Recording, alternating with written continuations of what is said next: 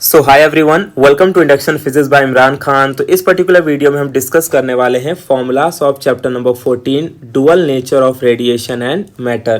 तो ये one of the most important topic है as per as formula and numerical is concern, because board में के साथ साथ इस चैप्टर से सीटी जेई और नीट में भी कई सारे क्वेश्चन पूछे जाते हैं। तो इस चैप्टर के फॉर्मूलास बहुत ही लिमिटेड है, ज़्यादा फॉर्मूलास नहीं है बट इम्पॉर्टेंट है, राइट। तो चलिए डिस्कस करते हैं कि which are the formulas from this chapter. तो सबसे पहला जो हमारा फॉर्मूला आ जाता है that is related to energy of photon, या मैं उसी को कह सकता हूँ एनर्जी ऑफ लाइट, या उसी को हम कह सकते हैं एनर्जी ऑफ रेडिएशन। और किसी भी लाइट या फोटोन के पास जो एनर्जी होती है वो होती है E is equal to H nu. तो जो हमारे प्लैंक साइंटिस्ट थे उन्होंने हमें बताया कि जो एनर्जी होती है that energy is directly proportional to frequency of light. जितनी ज़्यादा लाइट के पास फ्रीक्वेंसी होगी उसके पास उतनी ज़्यादा एनर्जी होगी। तो अगर मैं यहाँ से प्रोपोर्शनल साइन हटाऊँ तो मुझे आंसर मिलता है E is equal to H nu. यहाँ पर एच का मतलब क्या है, प्लैंक्स कॉन्स्टेंट। और प्लैंक कॉन्स्टेंट सिंस कांस्टेंट है तो इसकी एक वैल्यू होती है that is 6.63 into 10⁻34 joule second. तो ये वैल्यू आपको याद रखना है। अगर आप याद रखोगे तो ज़्यादा हेल्पफुल रहेगा। वैसे तो गिवन क्वेश्चंस में गिवन होती हैं सारी वैल्यूज़, बट फिर भी आपको याद हो जानी चाहिए, बिकॉज इस चैप्टर में इतने सारे जब हम क्वेश्चंस वगैरह सॉल्व करते हैं तो बहुत जगह पर ये वैल्यू यूटिलाइज होती है, तो ऑटोमेटिकली याद भी हो जाती है।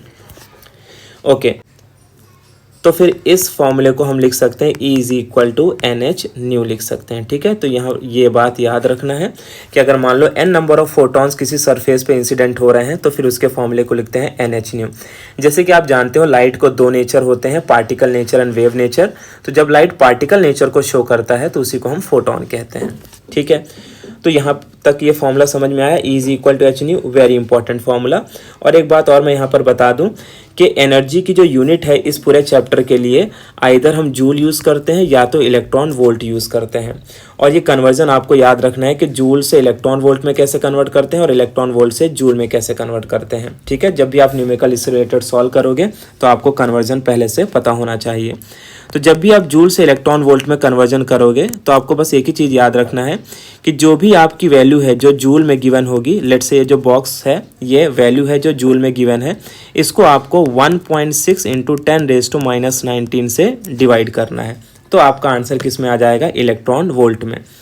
और अगर मान लो हमारी वैल्यू एनर्जी के इलेक्ट्रॉन वोल्ट में दिया है और इसे मुझे जूल में कन्वर्ट करना है, तो फिर आपको क्या करना है, जो भी आपकी वैल्यू इलेक्ट्रॉन वोल्ट में दिया है उसी वैल्यू को 1.6 इंटू 10⁻⁻19 से मल्टीप्लाई कर देना है, ठीक है। तो इस तरीके से आप जूल से इलेक्ट्रॉन वोल्ट और इलेक्ट्रॉन वोल्ट से जूल में कन्वर्जन कर सकते हो। नेक्स्ट, अब देखो जैसे कि मुझे पता है कि सी का जो फॉर्मूला होता है वो होता है म्यू लैम्डा, ठीक है। जैसे आपने साउंड के लिए एक फॉर्मूला पढ़ा होगा V is equal to N lambda. तो V का मतलब स्पीड ऑफ साउंड होता है, N का मतलब फ्रीक्वेंसी ऑफ साउंड और लैम्डा का मतलब वेवलेंथ। ठीक उसी तरीके से लाइट के लिए भी यह फॉर्मूला होता है C is equal to nu lambda. C का मतलब स्पीड ऑफ लाइट, न्यू का मतलब फ्रीक्वेंसी ऑफ लाइट और लैम्डा का मतलब वेवलेंथ। तो यहाँ से अगर मैं आपसे बोलूँ कि न्यू क्या होगा तो आप बोलोगे न्यू का फॉर्मूला हो जाएगा C बाई लैम्डा। जैसे कि आप यहाँ पे देख पा रहे हो न्यू का फॉर्मूला क्या है, C बाई लैम्डा। तो अगर मैं यहाँ पर न्यू की जगह पर C बाई लैम्डा रखूँ तो मुझे एक और फॉर्मूला मिल जाएगा that is nothing but E is equal to H C by lambda. तो ये दोनों फॉर्मूला आपको याद रखना है। ये जो पहला फॉर्मूला है that is energy of photon in terms of frequency और जो दूसरा फॉर्मूला है that is energy of photon in terms of wavelength, ठीक है। जहाँ पर C स्पीड ऑफ लाइट को डिफाइन करता है और स्पीड ऑफ लाइट का यूनिट हमें पता है मीटर पर सेकेंड, वेवलेंथ का यूनिट तो मीटर होता है, फ्रीक्वेंसी का यूनिट वही होता है जो आप पहले से जानते हो दैट इज हर्ट्ज, और प्लैंक्स कांस्टेंट का मैंने आपको बताया जूल सेकेंड, ठीक है। इससे यहाँ पर एक और बात याद रखना है कि स्पीड ऑफ लाइट का जो वैल्यू हम यूज़ करते हैं दैट इज़ 3 इंटू 10⁸ मीटर पर सेकेंड। तो कई बार ऐसा होगा कि बहुत सारे न्यूमेरिकल ऐसे मिलेंगे जहाँ पर आपको एच सी की वैल्यू को पुटअप करना होगा। तो आप एच की वैल्यू रखोगे फिर सी की वैल्यू रखोगे, तो रेदर देन आप इसको मल्टीप्लाई करने के बाद इसकी एक वैल्यू याद रख लो दैट इज़ 19.89 इंटू 10⁻26। तो इससे फ़ायदा ये आपका होगा कि आपको अब फर्दर मल्टीप्लाई करने की वहाँ पर ज़रूरत नहीं होगी, डायरेक्टली एच सी की वैल्यू आप ये रख सकते हो। अच्छा, यही वैल्यू जब हम एंट्रेंस वगैरह के लिए यूज़ करते हैं तो राउंड फिगर में 20 इंटू 10⁻26 ले लेते हैं। तो यहाँ से एक बात पता चली कि energy is directly proportional to frequency and energy is direct inversely proportional to wavelength. तो फ्रीक्वेंसी ज़्यादा होगी तो लाइट की एनर्जी ज़्यादा होगी, और अगर वेवलेंथ कम होगा तभी एनर्जी ज़्यादा होगी, वेवलेंथ ज़्यादा होगा तो एनर्जी कम होगी। तो याद रखना है। इसीलिए हम देखते हैं, अगर मैं आपसे थोड़ा सा डिस्कशन करूँ इस टॉपिक पे, तो मैं ये कहूँगा कि मान लो कि जैसे मेरे पास दो कलर है, एक वायलेट कलर है, एक रेड कलर है। जैसे कि आप जानते हो कि वायलेट कलर का वेवलेंथ सबसे कम होता है और रेड कलर का वेवलेंथ सबसे ज़्यादा होता है ना, बिकॉज बहुत दूर से हमें वो दिखाई देती है। ठीक है, तो अगर मैं आपसे बोलूँ कि किस में एनर्जी ज़्यादा है, तो आप बोलोगे कि वायलेट कलर में एनर्जी ज़्यादा है, जबकि रेड कलर में एनर्जी क्या हो गई जी, कम हो जाएगी। ठीक है, तो याद रखना है रिलेशन। नेक्स्ट, अब हम आगे बढ़ते हैं और बात करते हैं that is Einstein photoelectric equation की। आइंस्टाइन फोटोइलेक्ट्रिक इक्वेशन में देखो यहाँ पर टोटल आपको कुछ इक्वेशन दिखाई दे रहे हैं। तो सबसे पहले मैं इसका थोड़ा सा बेसिक पार्ट बता देता हूँ। देखो, आप में से कई ऐसा बोलेंगे कि सर इसका पीडीएफ दे दो एंड ऑल, बट मैं आपको चाहता हूँ कि देखो पीडीएफ खाली लिख लेने से फॉर्मूला ज़्यादा हेल्पफुल नहीं होने वाला है। आप चीज़ों को सुनो, आप चीज़ों को समझो और ये फॉर्मूले को नोट डाउन करो, क्योंकि आप जो अपनी हैंड राइटिंग से नोट डाउन करोगे और सुनोगे तो वो ज़्यादा इफेक्टिव होगा एज़ कम्पेयर टू कि आप डायरेक्टली एक पीडीएफ को डाउनलोड कर लो। तो इसके लिए मैं बीच बीच में बहुत सारी चीज़ें बताते जा रहा हूँ, तो उन चीज़ों का ध्यान रखना है जिससे आपका हेल्प होगा कि कैसे हम फॉर्मूले को अप्लाई करेंगे। तो यहाँ पर मैं बात कर रहा था that is Einstein photoelectric equation. तो इसके पहले मैं आपको कुछ चीज़ें बता देता हूँ कि मान लो कि मेरे पास ये कोई एक मेटल की प्लेट है। अब मेटल की प्लेट में आप जानते हो फ्री इलेक्ट्रॉन्स प्रेजेंट होते हैं, और यहाँ पर मान लो मेरे पास एक कोई सोर्स ऑफ लाइट है। तो जब किसी सोर्स ऑफ लाइट से कोई लाइट मेटल प्लेट पर स्ट्राइक करती है तो अपने साथ hν अमाउंट की एनर्जी लेके आती है। जैसे कि अभी हमने देखा कि फोटोन के पास या लाइट के पास hν एनर्जी होती है। तो इलेक्ट्रॉन क्या करता है, इस एनर्जी को एब्जॉर्व कर लेता है, और एब्जॉर्व करने के बाद इस एनर्जी को दो तरीके से यूटिलाइज करता है। कुछ पार्ट ऑफ एनर्जी ये यूटिलाइज कर लेता है अपने आप को एटम से फ्री करने में, जिसे मैं फाई नॉट कहता हूँ, यानी कि फोटोइलेक्ट्रिक वर्क फंक्शन। और जो रिमेनिंग एनर्जी बचती है उस एनर्जी से ये इलेक्ट्रॉन इस मेटल प्लेट से निकल के बाहर आ जाता है, जिसे हम कहते हैं काइनेटिक एनर्जी मैक्स कहते हैं। तो इस तरीके से हमें ये इक्वेशन मिलता है कि जो टोटल अमाउंट की एनर्जी इंसिडेंट हो रही है उसे इलेक्ट्रॉन दो तरीके से यूज़ करता है। कुछ पार्ट ऑफ एनर्जी अपने आप को एटम से फ्री करने में लगाता है, जिसे मैं फाई नॉट कहता हूँ, और रिमेनिंग एनर्जी उसकी मैक्सिमम काइनेटिक एनर्जी होती है, जिस एनर्जी के साथ वो निकल के बाहर आता है। और एक बात याद रखना है कि कई बार वो कंफ्यूज करने के लिए बोल सकते हैं एमसीक्यू वगैरह में कि what is the minimum kinetic energy of the emitted electron. तो याद रखना है minimum kinetic energy of the emitted electron का आंसर क्या होता है, 0, बिकॉज इलेक्ट्रॉन जब भी एमिट आउट होगा तो हमेशा मैक्सिमम काइनेटिक एनर्जी के साथ ही एमिट आउट होगा।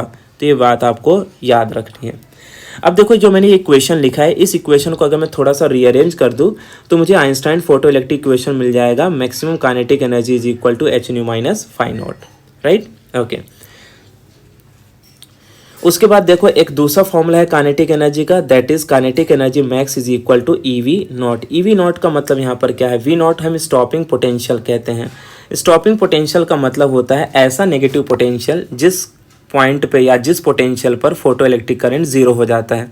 देखो, अगर हमने थियरी पढ़ी होगी तो ये चीज़ें हमारे लिए आसान होगी। तो जैसे कि मैंने one shot video already upload किया है, तो वन शॉट वीडियो अगर आप वॉच करोगे तो इससे आपकी काफ़ी हेल्प हो जाएगी, ठीक है, और आपको समझ में आ जाएगा ये फॉर्मूला किस तरह से यहाँ पर आ रहे हैं। तो काइनेटिक एनर्जी मैक्स का एक दूसरा फॉर्मूला है EV नॉट, ठीक है। अगर ये दोनों इक्वेशन को मैं इक्वेट कर दूं, यानी कि फ्रॉम इक्वेशन 1 मान लूँ और इसको इक्वेशन 2 मान लूँ, तो मुझे एक नया फॉर्मूला मिल जाएगा, hν minus phi naught is equal to EV naught, ठीक है। ये सारे फॉर्मूले ऑलमोस्ट आपको यूज़ होंगे जब आप न्यूमेरिकल्स सॉल्व करोगे तो, ठीक है। ओके, तो यहाँ पर देखो फोटो इलेक्ट्रिक वर्क फंक्शन एक एनर्जी है तो इसका यूनिट जूल होगा, स्टॉपिंग पोटेंशियल एक पोटेंशियल है तो इसका यूनिट वोल्ट होगा। और यहाँ पर आप एक बात जानते हो कि मैक्सिमम काइनेटिक एनर्जी को हम क्या लिख सकते हैं, हाफ mv² मैक्स, और स्पीड के यूनिट तो हमें पता है मीटर पर सेकेंड होता है, ठीक है। इसके बाद जो हमारा नेक्स्ट फॉर्मूला है that is related to photo electric work function. Photo electric work function को फाई नॉट से डिनोट करते हैं, ये हमें पता है। फोटो इलेक्ट्रिक वर्क फंक्शन का अगर डेफिनेशन देखें तो क्या होती है, minimum energy required to emit an electron, ठीक है। फोटो इलेक्ट्रिक वर्क फंक्शन का एक फॉर्मूला होता है, phi naught is equal to hν naught. Nu naught का यहाँ पर मतलब है थ्रेशोल्ड फ्रीक्वेंसी, और थ्रेशोल्ड फ्रीक्वेंसी का मतलब होता है minimum frequency required to emit an electron. जैसे कि हम जानते हैं कि न्यू को c बाई लैम्डा लिख सकते हैं, उसी तरीके से न्यू नॉट को c बाई लैम्डा नॉट लिख सकते हैं। तो मुझे एक और फॉर्मूला मिल जाएगा, phi naught is equal to hc by lambda naught. तो ये formula in terms of threshold frequency हो गया और ये formula in terms of threshold wavelength हो गया। और थ्रेशोल्ड वेवलेंथ का मतलब होता है मैक्सिमम वेवलेंथ, जिससे ज़्यादा अगर वेवलेंथ हुआ तो इलेक्ट्रॉन एमिट आउट नहीं होगा। नेक्स्ट, अब मैं यहीं पर एक और रिलेशन आपको बता देता हूँ, that is relation between incident frequency and threshold frequency. मान लो कि हमारे गिवन क्वेश्चन में इंसिडेंट फ्रीक्वेंसी न्यू भी दिया है और थ्रेशोल्ड फ्रीक्वेंसी न्यू नॉट भी दिया है और आपसे काइनेटिक एनर्जी पूछ रहा है, तो आप सीधा ये फॉर्मूला यूज़ कर सकते हो, kinetic energy is equal to H nu minus nu naught. ठीक है, यहाँ पर आपको एक बात ये भी याद रखना है कि काइनेटिक एनर्जी को हम कभी भी हाफ mv² मैक्स लिख सकते हैं, इसीलिए अगर वेलोसिटी भी पूछ लिया तो भी हम इस फॉर्मूले को अप्लाई कर सकते हैं। वहीं अगर इन टर्म्स ऑफ वेवलेंथ बात करूँ तो इसी फॉर्मूले को हम लिख सकते हैं hc 1/λ माइनस 1/λ नॉट, बिकॉज हम जानते हैं न्यू को c/λ लिख सकते हैं और न्यू नॉट को c/λ नॉट लिख सकते हैं। नेक्स्ट यहाँ पर हम बात करेंगे कुछ कंडीशंस की कि कब फोटो इलेक्ट्रॉन एमिट होगा और कब फोटो इलेक्ट्रॉन एमिट नहीं होगा। तो देखो, पहली कंडीशन क्या है कि अगर मान लो हमारी इंसिडेंट फ्रीक्वेंसी थ्रेशोल्ड फ्रीक्वेंसी से ज़्यादा है तो डेफिनेटली सी बात है फोटो इलेक्ट्रॉन एमिट आउट होगा और उसके पास कुछ ना कुछ काइनेटिक एनर्जी भी होगी। ठीक है, यानी कि जो मैं लाइट इंसिडेंट करा रहा हूँ अगर उसकी फ्रीक्वेंसी थ्रेशोल्ड फ्रीक्वेंसी से ज़्यादा हो, क्योंकि हम जानते हैं थ्रेशोल्ड फ्रीक्वेंसी न्यू नॉट वो फ्रीक्वेंसी है कि इससे कम अगर फ्रीक्वेंसी हुई तो इलेक्ट्रॉन एमिट आउट नहीं होगा, या तो इसके इक्वल होना चाहिए या तो इससे ज़्यादा होना चाहिए। इसीलिए सेकंड केस में हम देख रहे हैं कि अगर हमारी इंसिडेंट फ्रीक्वेंसी थ्रेशोल्ड फ्रीक्वेंसी से कम है तो फिर फोटो इलेक्ट्रॉन एमिट आउट नहीं होगा। वहीं अगर मैं तीसरे केस में बात करूं कि अगर मान लो incident frequency is equal to threshold frequency, अगर ये दोनों एक दूसरे के इक्वल हैं तो देखो फोटो इलेक्ट्रॉन्स तो एमिट होगा, यानी एटम से इलेक्ट्रॉन फ्री तो हो जाएगा लेकिन उसके पास कोई काइनेटिक एनर्जी नहीं होगी। उसके बाद नेक्स्ट देखो, अगर हमारा इंसिडेंट वेवलेंथ थ्रेशोल्ड वेवलेंथ से ज़्यादा है तो फिर फोटो इलेक्ट्रॉन एमिट आउट नहीं होगा। ये ऐसा इसलिए होता है बिकॉज मान लो यहाँ पर मेटल प्लेट है और यहाँ पर हमारा सोर्स ऑफ लाइट है। ठीक है, ये सोर्स ऑफ क्या है, लाइट है। तो अभी यहाँ पर वेवलेंथ कम है, लेकिन अगर मैं इस वेवलेंथ को अब बढ़ाते बढ़ाते यहाँ पर सोर्स ऑफ लाइट कर दूँ और यहाँ पर मैं प्लेट है तो देखो बहुत ज़्यादा वेवलेंथ बढ़ जाएगा। तो फिर यहाँ तक पहुँचते पहुँचते लाइट के पास उतनी एनर्जी नहीं रहेगी कि वो इलेक्ट्रॉन को यहाँ से एमिट आउट करा सके। ठीक है, तो इसीलिए हम देखते हैं कि जो हमारा इंसिडेंट वेवलेंथ है वो हमेशा थ्रेशोल्ड वेवलेंथ से क्या होना चाहिए, कम होना चाहिए, तभी इलेक्ट्रॉन एमिट आउट होगा। So these formulas they are related to radiation वाले पार्ट से। ठीक है, अब हम कुछ फॉर्मूले डिस्कस करने वाले हैं रिलेटेड टू मैटर। तो जब मैटर की बात आती है तो वहाँ पर सबसे पहले नाम आता है डी ब्रॉगली हाइपोथेसिस। जैसे कि रेडिएशन में नाम आता है हेनरी हर्ट्ज, वैसे इसमें डी ब्रॉगली हाइपोथेसिस। तो डी ब्रॉगली हाइपोथेसिस ने बोला था कि जो मैटर है वो भी डुअल नेचर शो करता है। Matter itself is made up of particles, तो पार्टिकल नेचर तो शो करेगा ही करेगा, लेकिन हम ऐसा देखते हैं कि जब वही पार्टिकल मोशन में होता है तो पार्टिकल नेचर के साथ साथ वेव नेचर को भी शो करता है। तो वेव नेचर को शो कर रहा है, दैट मीन्स कि इसके पास मोमेंटम भी होगा, वेलोसिटी भी होगी, एनर्जी भी है। तो इसी से हम रिलेटेड कुछ फॉर्मूलेस यहाँ पर देखने वाले हैं। तो सबसे पहला आ जाता है formula, that is momentum of photon, कि एक फोटोन के पास कितना मोमेंटम होता है। तो इसका फॉर्मूला है E/c। E का मतलब एनर्जी ऑफ लाइट है, जिसे हम एनर्जी ऑफ फोटोन भी कहते हैं, जिसे हम h न्यू लिख सकते हैं। ठीक है, तो इस फॉर्मूले को अगर मैं मॉडिफाई करूँ तो ऐसा लिख सकता हूँ। वहीं पर देखो थोड़ा सा मॉडिफिकेशन करने पर हमें कुछ इस तरह से फॉर्मूले मिल जाएंगे और फाइनली हमें पता चलता है कि momentum is inversely proportional to wavelength. देखो थोड़ा बहुत मॉडिफिकेशन करना आपको आना चाहिए, तभी जाके आपके जो फॉर्मूले हैं वो आसान बन जाते हैं और न्यूमेरिकल सॉल्व करने में काफ़ी आसानी होती है। और अगर मैं इनके यूनिट की बात करूँ तो देखो मोमेंटम का यूनिट तो होता है kg मीटर पर सेकेंड, एनर्जी का यूनिट तो जूल होता है और स्पीड का आप जानते हो मीटर पर सेकेंड होता है। ओके, अब जो यहाँ पर आप कुछ फॉर्मूलाज देख रहे हो, this are very important for numerical point of view. जैसे कि यहाँ पर सबसे पहले दे रखा है वेवलेंथ ऑफ अ पार्टिकल और इलेक्ट्रॉन। तो किसी पार्टिकल का या इलेक्ट्रॉन का जो वेवलेंथ होता है it is given by formula lambda is equal to h/p, क्योंकि जैसे हमने कहा कि मैटर वेव नेचर को शो करता है तो फिर उसकी वेवलेंथ को कैलकुलेट करने के लिए फॉर्मूला चाहिए। तो डी ब्रॉगली ने बोला इसका फॉर्मूला है lambda is equal to h/p। और जैसे कि हम जानते हैं कि मोमेंटम को मास इंटू वेलोसिटी बोलते हैं, तो इस फॉर्मूले को हम लिख सकते हैं h/m इंटू v। ठीक है, okay. Next formula is wavelength of an electron और a particle with respect to the kinetic energy. ठीक है, with respect to kinetic energy इस फॉर्मूले को हम ऐसा लिख सकते हैं lambda is equal to h/√of 2m E का मतलब यहाँ पर काइनेटिक एनर्जी है, m का मतलब मास ऑफ इलेक्ट्रॉन है, ठीक है। और अगर मान लो बाई चांस क्वेश्चन में प्रोटॉन दिया होगा तो फिर मास ऑफ प्रोटॉन लिखना है वहाँ पर, ठीक है। न्यूट्रॉन दिया होगा तो मास ऑफ न्यूट्रॉन लिखना है, तो इस बात का आपको ध्यान रखना है। और याद रखना है कि जैसे कि हम काइनेटिक एनर्जी को इलेक्ट्रॉन वोल्ट लिख सकते हैं, तो फिर हम इसी फॉर्मूले को इन टर्म्स ऑफ इलेक्ट्रॉन वोल्ट भी लिख सकते हैं, ठीक है। तो ये जो फॉर्मूला ऊपर वाला है ये इन टर्म्स ऑफ काइनेटिक एनर्जी हो गया, और ये फॉर्मूला जो नीचे वाला है ये इन टर्म्स ऑफ इलेक्ट्रॉन वोल्ट हो गया। अब यहाँ पर अगर मैं इसमें थोड़ा सा और मॉडिफिकेशन करूँ और मैं wavelength of an electron accelerated bye potential difference v निकालूँ, तो फिर मुझे इसका फॉर्मूला मिलता है 1.228 nanometre upon root of v। यहाँ पर v का मतलब है पोटेंशियल डिफरेंस, जिसका यूनिट क्या होता है, वोल्ट होता है, ठीक है। तो ये बेसिकली क्या होता है कि अगर आप ये वाला फॉर्मूला देखोगे तो इसमें h upon root of 2me ये सारी के सारी वैल्यू कांस्टेंट होती हैं, और इन कांस्टेंट वैल्यू को कैलकुलेट करेंगे तो हमें इसका आंसर मिलता है 1.228 नैनोमीटर, और नीचे क्या बचा, रूट v। तो ये भी फॉर्मूला काफ़ी ज़्यादा इंपॉर्टेंट है जो हमें यूज़ करना होगा। So this are the overall formulas from this chapter. तो इन फॉर्मूलाज को आप अच्छे से नोट डाउन करो, और जैसे कि मैं हर एक वीडियो में बताता हूँ कि पहले आप फॉर्मूलाज को एक पेपर में नोट डाउन कर लो। नोट डाउन करने के बाद उस पेपर को अपने सामने रखो और फिर न्यूमेरिकल को सॉल्व करो, तभी जाके आपके न्यूमेरिकल आपको आसानी से समझ में आएंगे।